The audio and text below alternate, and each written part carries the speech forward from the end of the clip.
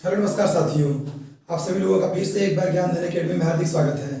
साथियों, जैसा कि आपको बताते चले कि आज हम आपके लिए एक बेहतरीन टॉपिक लाए हैं, जो क्या है साथियों, कार्बन और उसके यौगिक। बहुत ही इंपॉर्टेंट है किसी भी पेपर के दृष्टिकोण से। पर अभी रेलवे ग्रुप डी का पेपर चल रहा है, तो अगर आप लोग ये चीज़ नहीं जानते कार्बन और उसके यौगिक, तो जरूर पढ़ लीजिए, क्योंकि पेपर में 1 से 2 क्वेश्चन यहाँ से डायरेक्ट पूछे जा रहे हैं। चलिए ध्यान दीजिएगा, पूरे शिद्दत से बने रहिए साथियों। लेक्चर खत्म होते होते ना कार्बन और उसके यौगिक आपके अंगुलियों पे होगा।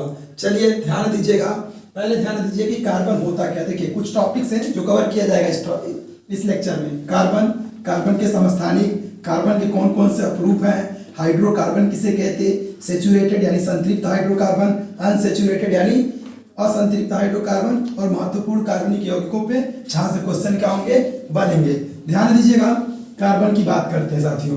कार्बन, पहली बात कि होता क्या है, इसका सिंबल देखिएगा सी, प्रतीक क्या है साथियों, सी। आवर्त सारणी में ये रहता कहाँ पे है ना, हाँ, ये क्या है, एक तत्व है साथियों। ध्यान दीजिएगा, ये क्या है, एक तत्व। तत्व क्या होते हैं, तत्व साथियों शुद्ध पदार्थ होते हैं। ध्यान दीजिएगा, तत्व शुद्ध पदार्थ होते हैं। कितने तत्व ढूंढे गए अब तक, 118, यानी आवर्त सारणी में 118 तत्व हैं। कौन जगह पे ये है साथियों, ध्यान दीजिएगा। समूह की अगर बात करें यानी वर्ग की बात करें ना, तो वर्ग कौन से वर्ग में है, ये 14 वाले वर्ग में ना। टोटल आवर्त सारणी में 18 वर्ग हैं। ध्यान दीजिएगा, 14वें नंबर में आपका कार्बन है। और अगर बात कर ले कौन से आवर्त में, तो आवर्त नंबर साथियों 2। टोटल आवर्त 7 है, आवर्त सारणी में 7 आवर्त और 18 को वर्ग, तो 14वें वर्ग में है और आवर्त नंबर 2। कभी कभी डायरेक्ट यही क्वेश्चन पूछ लेगा, ध्यान दीजिएगा। चलिए, अब अगर बात कर ले कार्बन, कार्बन का परमाणु क्रमांक कितना होता है साथियों, परमाणु क्रमांक 6। द्रव्यमान संख्या कितना होता है, जनरली 12। अभी समस्थानिक की बात करेंगे तो 14 भी हो जाएगा। चलिए, जितना परमाणु क्रमांक, ध्यान दीजिएगा, क्या है साथियों, परमाणु क्रमांक, और ये साथियों द्रव्यमान संख्या, द्रव्यमान संख्या। ध्यान दीजिएगा, तो जितना परमाणु क्रमांक उतने इसमें क्या हो जाएंगे, इलेक्ट्रॉन। कमेंट बॉक्स में छापिएगा इलेक्ट्रॉन के खोजकर्ता कौन थे। तो 6 इलेक्ट्रॉन। अगर इसका इलेक्ट्रॉनिक विन्यास करिएगा, पेपर में डायरेक्ट पूछा हुआ क्वेश्चन कि इलेक्ट्रॉनिक विन्यास क्या सही है ना। इलेक्ट्रॉनिक विन्यास क्या करिएगा, 1s2 2s2 2p2, ठीक है। क्या है ये 1s2 2s2, ध्यान दीजिएगा। ये जो ऊपर 2 2 लिखे हैं ना, ये इलेक्ट्रॉन की संख्या है, ठीक है। कितने इलेक्ट्रॉन है, 6। देखिए 2 + 2 + 2 कितने हो गए, 6, ठीक है। ये जो आगे 1 और 2 वाला अंक लिखे हैं ना, ये कक्षाओं की संख्या है। मतलब देखिए, केवल पहली कक्षा ये है, और पहली कक्षा में कितने इलेक्ट्रॉन है, देखिए 2। तो पहली कक्षा में 2 इलेक्ट्रॉन, दूसरी कक्षा देखिए एक ये भी है और एक ये भी है, तो दूसरी में कितने, 2 + 2 कितने, 4। तो देखिए 2 इलेक्ट्रॉन पहली कक्षा में होंगे और दूसरी कक्षा में कितने होंगे, 4। तो 4 इलेक्ट्रॉन आउटर सेल में इसके हो गए, इसीलिए इसको कहते हैं संयोजकता इलेक्ट्रॉन। ध्यान दीजिएगा, संयोजकता इलेक्ट्रॉन। पेपर में डायरेक्ट पूछेगा संयोजकता इलेक्ट्रॉन कितनी है, कार्बन की 4। बैलेंसिंग भी कितनी होती है, 4। कौन सा बॉन्डिंग बनाता है, लिख लीजिएगा, सहसंयोजक बंध। कौन सा, सहसंयोजक बंध। कौन बनाता है साथियों, कार्बन ना। मतलब कई लोग के साथ जुड़ के ना इलेक्ट्रॉन का क्या करेगा, बॉन्डिंग बना देगा ना, जुड़ के, ठीक है। तो उसी को कहते हैं सहसंयोजक बंध। समझिएगा, क्या क्या हम बताएं, कार्बन क्या है, तत्व है। कौन से समूह में यानी वर्ग में, 14 नंबर। कौन से आवर्त में, दूसरे आवर्त में। परमाणु क्रमांक कितना होता है, 6। द्रव्यमान संख्या कितनी होती है, 12। पहले कक्षा में इसके 2 इलेक्ट्रॉन, दूसरे में 4। टोटल कुल कितने इलेक्ट्रॉन, 6 इलेक्ट्रॉन। इलेक्ट्रॉनिक विन्यास क्या है, ठीक है, 1s2 2s2 2p2, ठीक है।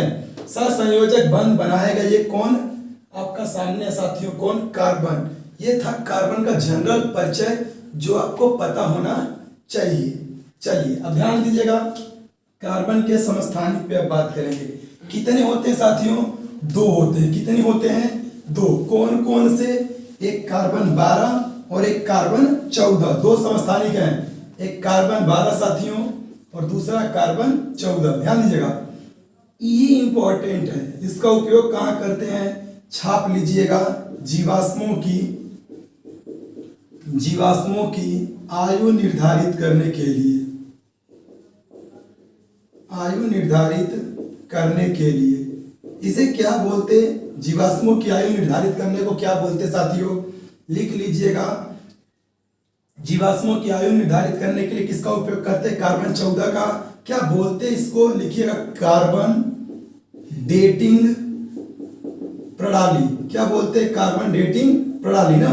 हाँ, अगर आपसे पूछ लिया कभी कि कार्बन डेटिंग प्रणाली में कौन से कार्बन का समस्थानिक या किसके समस्थानिक का उपयोग करते हैं, नाम से क्लियर हो जाएगा कार्बन की। कौन सा? 14 वाला। ठीक है, मतलब जीवाश्म, जो जीवों के अंश बचे होंगे बता देगा ये कितना साल पुराना, कितने सौ साल पुराना ये जीवाश्म है। चलिए, तो कार्बन के कितने समस्थानिक है? 2 हैं, कार्बन 12 और कार्बन 14। मेन यही है, कार्बन 14, ध्यान दीजिएगा। चलिए अगला बात करते हैं साथियों, किस पे? कार्बन के अपरूप पे। मेन पॉइंट्स को कवर किया जाएगा जो पेपर के दृष्टिकोण से महत्वपूर्ण हो। ध्यान दीजिएगा, कार्बन के अपरूप साथियों प्रकृति में 2 हैं। कितने? 2। ठीक है, एक क्रिस्टलीय अपरूप। देखिए अपरूप की अगर बात करें, एक साथियों क्रिस्टलीय अपरूप और दूसरा साथियों अक्रिस्टलीय अपरूप। ध्यान दीजिएगा, एक क्रिस्टलीय अपरूप और एक अक्रिस्टलीय अपरूप। अच्छा, क्रिस्टलीय अपरूप पे कितने हैं? 3। ध्यान दीजिएगा, 3। कौन कौन? आपका है साथियों हीरा यानी डायमंड, दूसरा ग्रेफाइट और तीसरा साथियों फुलरिन, है ना। अभी इस फुलरिन की बात करेंगे तो पेपर में छपेगा। ठीक है, और क्रिस्टलीय अपरूप में सुगर चारकोल, लकड़ी, कोयला, ईटीसी ना, ये सब क्या है? अक्रिस्टलीय अपरूप। कहेंगे किसे? जिनकी संरचना जटिल होगी, जटिल, वो क्या कहलाएंगे? क्रिस्टलीय अपरूप। जिनकी संरचना सरल होगी वो अक्रिस्टलीय अपरूप। बस जान गए। हीरा में साथियों क्या खास बात है, ध्यान समझिएगा। हीरा सबसे कठोर पदार्थ है प्रकृति में। सबसे कठोर पदार्थ कौन है? हीरा। ठीक है, खास बात यह है कि ये विद्युत का क्या है? कुचालक। कुचालक यानी विद्युत धारा इसमें नहीं बहेगी। ठीक, क्यों? क्योंकि कार्बन हम बताए ना सहसंयोजक बंध बनाता और कितने बॉन्डिंग बनाता? 4 लोगों के साथ ये जुड़ता है तब कंप्लीट। क्यों? क्योंकि आउटर सेल में 4 इलेक्ट्रॉन अभी बताए थे। तो ये करता क्या है ना, जो हीरा होता है साथियों 4 कार्बन परमाणुओं से 1 कार्बन परमाणु जुड़ा रहता है। देखिए, एक तो कार्बन है, 1 2 3 4 लोगों से क्या होगा? इसे जुड़ा रहता है। इसकी श्रृंखला बहुत लंबी होती है। ठीक है, तो एक भी इसका इलेक्ट्रॉन फ्री नहीं होता, इसलिए इसमें इलेक्ट्रॉन फ्री न होने के कारण धारा नहीं बहती है। सबसे कठोर विद्युत का क्या है? कुचालक है। उपयोग कहाँ करते? ज्वेलरी में, है ना, ज्वेलरी बनाने में, अब प्लस कांच को काटने में। ध्यान दीजिएगा, कांच और चट्टान को काटने में, कांच प्लस चट्टान को काटने में किसका उपयोग करते साथियों? इस हीरे का। ठीक है, ज्वेलरी प्लस कांच चट्टान को काटने में, और कठोर होता है। विद्युत का क्या होता है? कुचालक होता है। ग्रेफाइट की अगर बात कर लीजिए, इसका प्रयोग करते स्नेहक के रूप में। स्नेहक यानी लुब्रिकेंट, है ना। कहाँ पे स्नेहक के रूप में? ध्यान दीजिएगा, जहां पे टेम्परेचर बहुत ज्यादा हो, है ना, जहां बहुत ज्यादा टेम्परेचर होगा ना वहां पे स्नेहक के रूप में ग्रेफाइट यूज करते। अगर तेल डालिएगा ना जहां टेम्परेचर ज्यादा, भाप बन के उड़ जाएगा, तुरंत जल जाएगा। ठीक है, इसलिए किसका उपयोग करते? ग्रेफाइट का। ये कैसा होता है साथियों? मुलायम होता है। देखिए, ये कठोर था ना, ये क्या है? मुलायम। ठीक है, और साथियों स्नेहक के रूप में उपयोग करते, मुलायम होता है। पेंसिल, देखिए ना, पेंसिल, जो पेंसिल होती है लिखने वाली, उसकी लीड यानी उसके नोक पे इसका उपयोग किया, उसके लीड में किसका? ग्रेफाइट का। चलिए, फुलरिन की अगर, अच्छा, विद्युत धारा बहेगी कि नहीं तो छाप लीजिएगा, बहेगी। किसमें? हाँ, विद्युत का ये चालक है, विद्युत का चालक है। कौन साथियों? ग्रेफाइट। जो मेन पॉइंट्स आपके सामने रख रहे हैं। क्यों चालक है?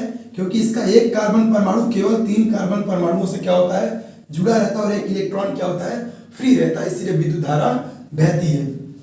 कैसी संरचना होती है? षटकोणी, है ना, खटखोट षटकोणी वाला संरचना इसकी होती है, और इसकी चतुष्फल की। ध्यान दीजिएगा, इसकी चतुष्फल की संरचना और इसकी षटकोणी संरचना। फुलरिन क्या है साथियों? खोजकर्ता पहले लिख लीजिएगा, बकमिनिस्टर फुलरिन, है ना, बकमिनिस्टर फुलरिन इसके खोजकर्ता है, इसीलिए नाम रखा गया फुलरिन। ठीक है, सबसे ज्यादा स्थायी कौन है? कार्बन 60। ठीक, 60 कार्बन परमाणुओं का एक फुटबॉल जैसा गोला होगा, उसमें कार्बन परमाणु चारों तरफ चैन के फुटबॉल के रूप में जुड़े होंगे। कितने? 60। वो है बकमिंस्टर फुलरिन, ठीक है, खोजकर्ता वही है बकमिंस्टर फुलरिन, इसलिए नाम रखा गया है फुलरिन। चलिए इसकी कहानी यही थी, इससे कोई क्वेश्चन नहीं बनना। आप क्रिस्टलीय प्रूफ आपके सामने लिखे, छांटने के लिए आएगा तो छांट लीजिएगा, ठीक है। तो ये थे अप्रूप की कहानी आपके सामने पूरी, उसकी जन्म कुंडली। अब चलते हैं साथियों कहाँ पे, हाइड्रोकार्बन पे, ध्यान से समझिएगा। हाइड्रोकार्बन क्या होते हैं साथियों, हाइड्रोकार्बन क्या होंगे, जिसमें हाइड्रोजन और कार्बन होंगे, ध्यान दीजिएगा। हाइड्रोकार्बन ना नाम से क्लियर कि हाइड्रोकार्बन ना नाम से क्लियर होगा, हाइड्रोजन प्लस कार्बन, यानी हाइड्रोजन प्लस कार्बन वाले जो यौगिक होंगे सब क्या कहलाएंगे, हाइड्रोकार्बन। यानी ऐसे यौगिक जिसमें हाइड्रोजन प्लस कार्बन होगा हाइड्रोकार्बन कहलाएंगे। कितने हैं, देखिए दो हैं, संतृप्त और असंतृप्त, ध्यान से समझिएगा, इंपॉर्टेंट है। संतृप्त प्लस असंतृप्त, क्योंकि पेपर में यहां से क्वेश्चन बार बार पूछ रहा है ना, संतृप्त और असंतृप्त, ठीक है। अच्छा, संतृप्त मतलब संतुलित है पूरी तरीके से, यानी कार्बन कार्बन के बीच अगर सिंगल बॉन्डिंग है, हम बताए थे 4 बॉन्डिंग कार्बन बनाएगा, अगर केवल कार्बन कार्बन सिंगल बॉन्डिंग से जुड़े हैं सैचुरेटेड यानी संतृप्त हाइड्रोकार्बन कहलाएंगे। और अगर कार्बन कार्बन के बीच डबल बॉन्डिंग या फिर ट्रिपल बॉन्डिंग हो जाए तो ये कहलाएगा अनसैचुरेटेड हाइड्रोकार्बन अर्थात असंतृप्त हाइड्रोकार्बन। कोई दिक्कत होनी नहीं चाहिए, ध्यान दीजिएगा। इसमें कौन सा ग्रुप आता है, एल्केन वाला, पॉइंट एकदम समझिएगा। कौन सा ग्रुप, एल्केन। फॉर्मूला क्या होता है, CnH2n+2, है ना, CnH2n+2, ठीक। और इसमें कौन कौन सा आता है, 2 ठो आते, एल्कीन वाला भी, एल्कीन प्लस साथियों एल्काइन, दोनों आते। एल्कीन के लिए फॉर्मूला CnH2n, एल्काइन के लिए CnH2n-2। देखिए +2 एल्केन, केवल 2, देखिए H2n एल्कीन, -2 एल्काइन, ठीक है। ये ट्रिपल बॉन्डिंग में आता है, जब कार्बन कार्बन ट्रिपल बॉन्डिंग, ई जब कार्बन कार्बन डबल बॉन्डिंग, और ई जब कार्बन कार्बन सिंगल बॉन्डिंग, ठीक है। यन क्या है यहाँ पे, यन क्या है, कार्बन परमाणुओं की संख्या, कार्बन परमाणु की संख्या, ध्यान दीजिएगा। जैसे समझिएगा, इसी फॉर्मूले पे अगर हम n बराबर कितना रख दे, 1 रखिएगा, तो 1 रखना, n की जगह 1 रखिएगा तो कुछ फर्क पड़ना नहीं है, छोड़ दे रहे हैं। h n की जगह 1 रखिए, 1 का गुणा 2 में करिएगा 2, अब +2 जोड़ दीजिएगा तो 4, तो CH4, इसे क्या पढ़ते हैं साथियों, मेथेन। अभी जस्ट आगे जब हम बताएंगे महत्वपूर्ण कार्बनिक यौगिक, वहां पे इसकी बात करेंगे। तो आपके सामने देखिए हाइड्रोकार्बन जिसमें हाइड्रोजन और कार्बन होंगे, सैचुरेटेड संतृप्त में जिसमें कार्बन कार्बन के बीच सिंगल बॉन्डिंग होगी, फार्मूला इसमें एल्केन ग्रुप आता है, CnH2n+2 होता है। असंतृप्त जिसमें carbon carbon double bonding, carbon carbon triple bonding, alkene और एल्काइन, जितना फार्मूला बनाना होगा ना बना सकते हैं आप, ध्यान दीजिएगा। जो एल्कीन और एल्काइन साथियों, इसमें n बराबर 1 पे नहीं बनेगा कोई फार्मूला, n बराबर 1 पे कुछ नहीं बनना, ठीक है, दोनों में। हाँ, n बराबर 2 से आप बनाना शुरू करिएगा, बनाते बनाते चले जाएगा, सब सही होगा। लेकिन 1 पे दोनों में नहीं बनेगा, इसमें 1 पे बनेगा, आपके सामने हम इसीलिए बना दिए, 1 पे भी बना लीजिएगा फिर आगे बन जाएगा, इसमें दोनों में 1 पे नहीं बनेगा। चलिए, इतना इंपॉर्टेंट था हाइड्रोकार्बन, हम क्या किए, कंप्लीट कर लिए। अब बात करेंगे साथियों किस पे, महत्वपूर्ण कार्बनिक यौगिकों पे। लीजिए साथियों, कुछ महत्वपूर्ण कार्बनिक यौगिक आपके सामने हम क्या किए, लिखे, जहां से डायरेक्ट क्वेश्चन क्या होगा, बनेगा। ध्यान दीजिए, मेथेन, है ना, फार्मूला भी जस्ट बताए थे, CH4। क्या खास बात है इसकी, ध्यान दीजिएगा, इंपॉर्टेंट है, छाप लीजिए ना। मेथेन की खास बात क्या है साथियों, इसको मार्स गैस भी कहते हैं। कौन सी गैस, मार्स गैस। क्यों कहते हैं, क्योंकि ये सड़े गले दलदली स्थानों से क्या होता है, निकलता है, इसीलिए मार्स गैस। सबसे ज्यादा मात्रा में गांव में कहाँ देखने को मिलेगा, जो धान की कटाई वाले खेत होते हैं ना, सबसे ज्यादा मात्रा में वहीं से मेथेन गैस प्रोड्यूस होती है, निकलती है। चलिए ध्यान दीजिए, क्लोरोफ्लोरोकार्बन CFC, है ना, सुने तो होंगे ही ना। क्या साथियों, ये कहाँ से निकलती है, ध्यान दीजिएगा, एसी अथवा रेफ्रिजरेटर ना, हाँ एसी और रेफ्रिजरेटर से, ठीक है। वहीं फ्रिज जिसे बोलते हैं रेफ्रिजरेटर, ठीक है। क्या घाटा करता है साथियों? ओजोन परत को क्षति पहुंचाता है। ओजोन परत यानी फॉर्मूला क्या है ओजोन का? O3 ना। ओजोन परत को क्षति पहुंचाता है। काम क्या करती है ओजोन परत साथियों? सूरज की अल्ट्रावायलेट रेज को पृथ्वी पे आने पे क्या करती है? रोकती है। सबसे बड़का वाला छिद्र कहाँ है ओजोन परत में? कमेंट बॉक्स में क्या करिएगा? छाप दीजिएगा। चलिए, क्लोरोफ्लोरोकार्बन खतरनाक, अरे क्लोरोफॉर्म ना, क्लोरोफ्लोरोकार्बन ये था क्लोरोफॉर्म सबसे खतरनाक वाला ना, ध्यान दीजिएगा। CHCl3 ना, हाँ निश्चेतक के रूप में यूज करते हैं, निश्चेतक है ना। हाँ कुछ तो दिमाग लगा रहे होंगे, कौन सा निश्चेतक? हाँ बेहोश करने के लिए ना, सुना दीजिएगा ना, आदमी बेहोश हो जाएगा, ठीक है। तो चिकित्सा जगत में इसका क्या करते साथियों?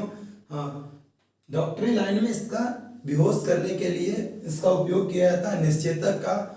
अब कुछ लोग इसका मिस यूज करते हैं, इसीलिए आसानी से हर जगह उपलब्ध नहीं है। चलिए ध्यान दीजिएगा, कार्बन टेट्राक्लोराइड CCl4 है ना, सबसे इंपॉर्टेंट है ये, इसको भी क्या करेगा? याद रखेगा। कार्बन टेट्राक्लोराइड का सूत्र पूछा था डायरेक्ट, तो CCl4 एकदम दिमाग में रखिएगा, तो इंपॉर्टेंट है। मिथाइल आइसोसाइनाइड देखिएगा, है ना, सबसे ये भी इंपॉर्टेंट है, क्योंकि अभी एक कांड बताएंगे। फॉर्मूला क्या है? CH3NCO। ध्यान दीजिएगा, भोपाल गैस त्रासदी ना, हाँ भोपाल गैस ट्रेजेडी है ना, भोपाल गैस ट्रेजेडी, उसमें क्या हुआ साथियों? यही वाली गैस निकली थी, मिथाइल आइसोसाइनाइड। भोपाल कहाँ पे है? मध्य प्रदेश की राजधानी है। वहीं पे साथियों क्या हुआ था? ये गैस निकली थी और एक प्लांट बहुत बड़ा सा था, ठीक है, और उसी प्लांट से इस गैस का रिसाव हुआ और रातों रात हजारों जिंदगियां क्या हुई? तबाह हो गई।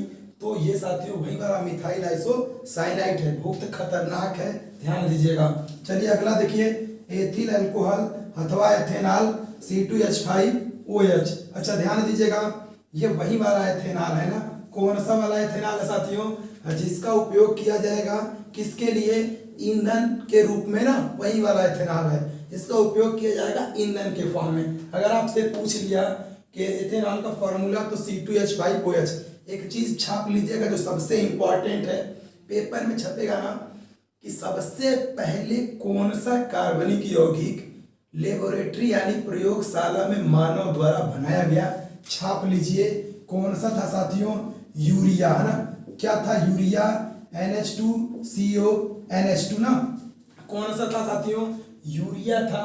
सबसे पहले मानव द्वारा प्रयोगशाला में कौन सा कार्बनिक यौगिक बना था? तो यूरिया। डायरेक्ट पूछा हुआ क्वेश्चन है। कहाँ पे यूज होता है? पेड़ पौधे जानते हैं ना, इसी को खींचते हैं यूरिया को, और तेजी से क्या करते हैं?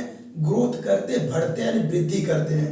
ध्यान दीजिएगा, आपके सामने सारे कुछ महत्वपूर्ण क्या किए? कार्बनिक यौगिकों को कवर किया गया है।